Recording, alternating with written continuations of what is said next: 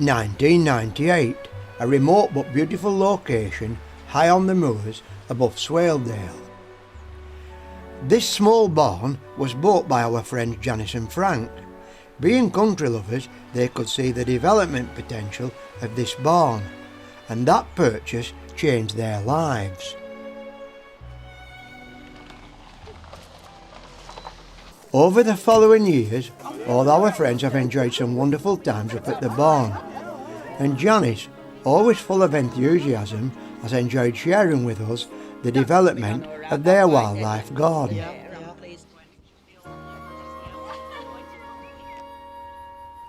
We've enjoyed many beautiful walks with them over the years in and around Swaledale, and at the end of each walk they've hosted many delicious meals.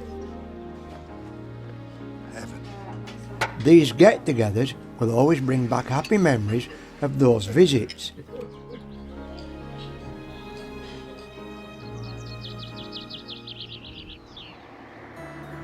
Moving forward to the spring of 2015, today me and Audrey are on a mission to hopefully give some advice and help on Janice and Frank's latest project. In February and March this year, Janice enrolled on 6 one-day courses on garden design at the RHS Hollow Car Garden in Harrogate.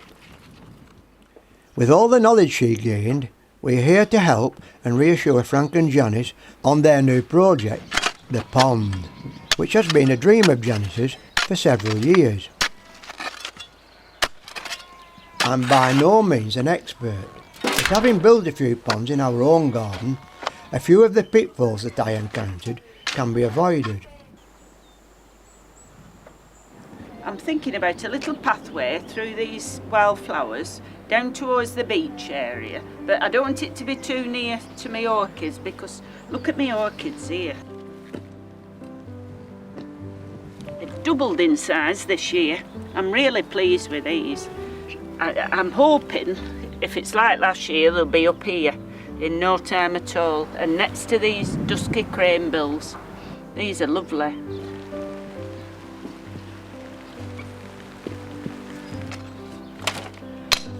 Well, we finally established the position of the pond. We've got the heights round the side right, so now it's just a case of digging the contours right before we put the sand and the liner in. We're going to have a beach at one end and a bog garden at the other. So all it is now, it's some damned hard work. A wildlife pond doesn't have to be very deep. 20 inches is plenty in the deepest area, and the larger shallow areas encourage wildlife such as frogs and newts.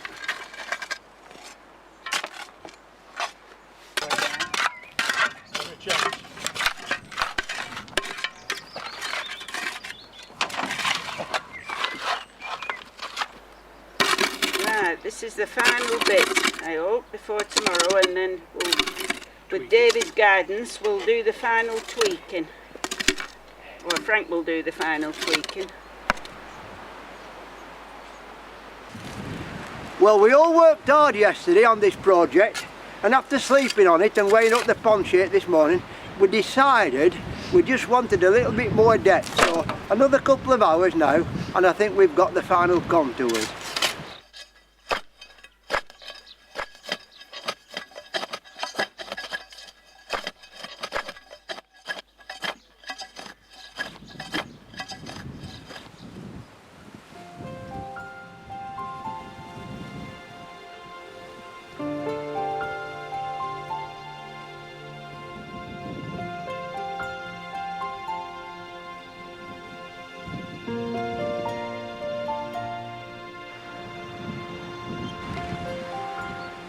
We've now dug the pond to what I think is the final shape.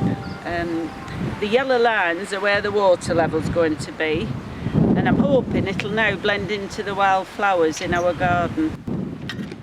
A drain has to be dug from the deepest part of the pond to drain away any excess water which could build up in the clay subsoil beneath the finished pond liner.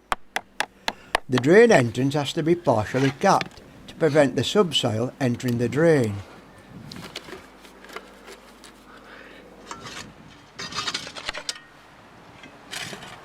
The drain has to be backfilled before the final preparation of the pond, adding the sand.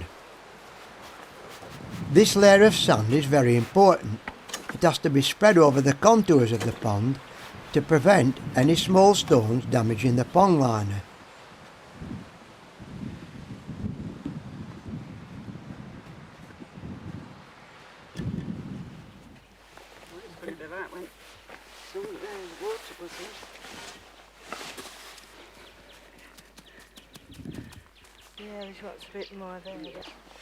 This preparation is very important and shouldn't be rushed.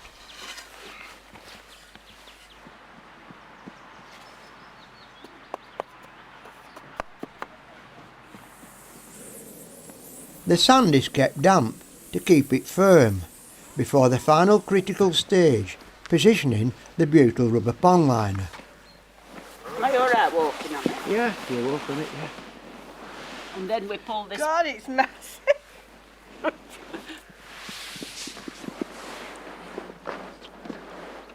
Carefully moving it over now. We'll follow you, David. Follow. Go on, Lord. And we're going to drop it for a start off now, right at the edge of this pond here. Where's the path, Johnny? Right, just stop there, Johnny, now, Right, and we'll leave it there.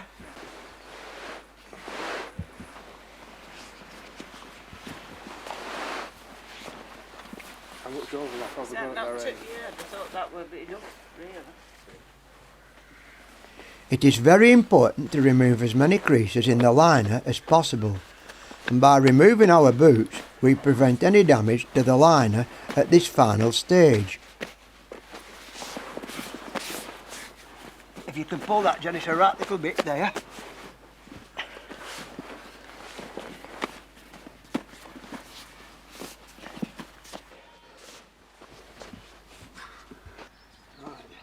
Those are good. Soil and grit sand is added to the deepest area of the pond to encourage the growth of aquatic plants.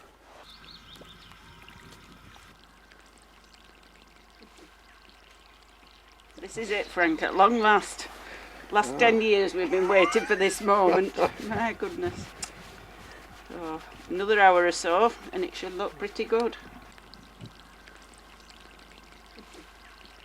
Right, well I think it's time we had a brew now. We'll go and get that kettle on and watch it fill up.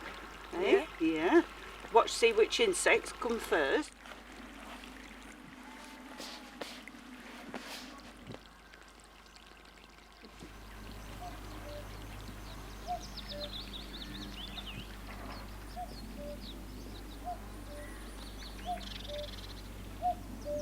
Three hours later, and the first pond resident has already arrived.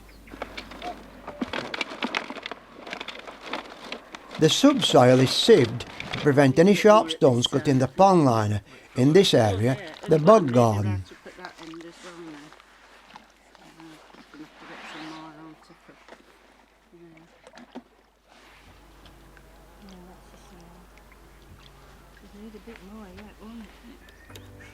When the pond is almost full and the outline of the pond is more defined, the surplus liner can be cut, leaving a generous amount to be buried later. Ever since we've had this new room, we've kept thinking that we just need a pond out there. And but now I've grown all these wild plants, but I think some of them just need cutting back a little bit. That'll allow us to see through to the beach area. So we could leave the daisies, which I really do like, and the campion, and maybe some of the buttercups, and maybe that'll make it look better just for now, and then we'll just see how it goes, really.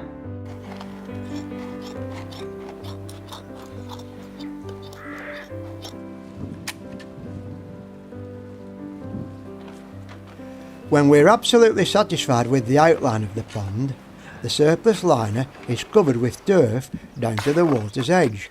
Right, if we get this bits of sand in here, Audrey, Yeah. in between all these turfs, It'll help it to knit in. yeah, it should soon look good. To get the pond started, I brought some weed from my own pond, but first the weed is washed to wash away undesirable duckweed which can soon take over the pond. I've been told oxygenators are an essential part of this pond, so here we go. I've got to throw these in apparently, and these will help to protect all the frogs and the tadpoles.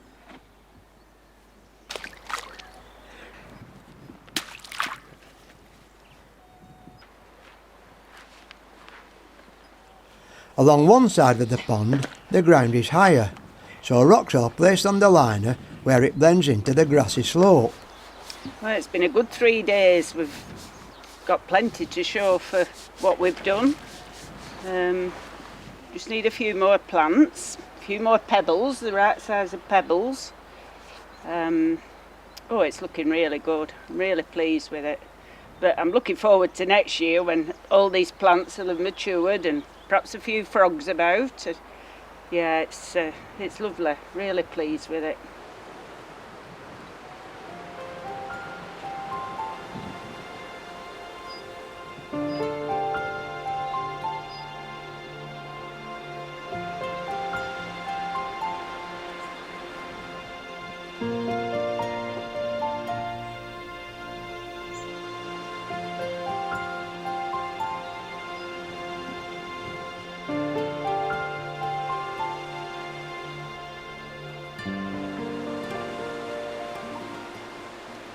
At the shallow end of the pond, one of my favourite features.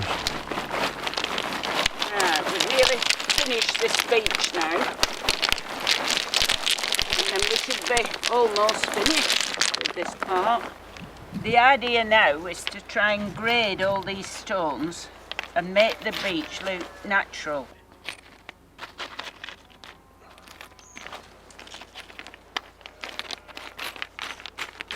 Just a few more stones, I think, and then it should look all right. It's not looking bad at all now. Much better, I think, with those bigger ones there at the front.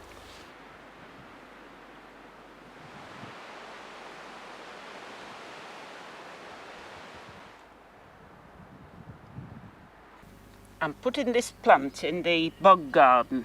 I believe it's a lovely white flower, but it'll be next year before I can see it.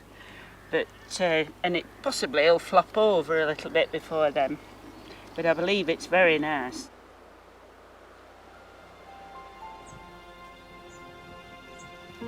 Just look at these orchids, they're absolutely beautiful. I'm tickled pink with these in particular. But I've several others. I think I've counted 18, and over the years from just an odd one or two. So I'm really pleased with them. When you think we've had this garden 18 years, and it started from just a field, then we planted trees, and then we planted wildflowers, and I've always felt that the thing that was missing was water, and now we've got this pond, and I'm really pleased with it.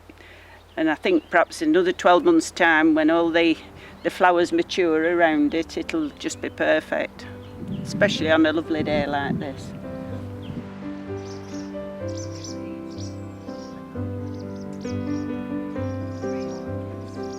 As the pond matures, it will be an active haven for wildlife both in and around the pond.